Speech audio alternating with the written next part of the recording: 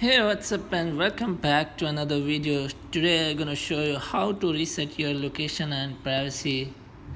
So let's get started before wasting any time. First of all, go to setting app, scroll down to find general, and again scroll down to find reset.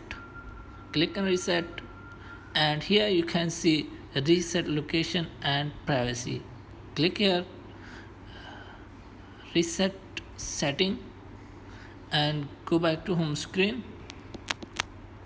If you want to turn on your location, go to setting, scroll down to find privacy, and here is your services, turn on.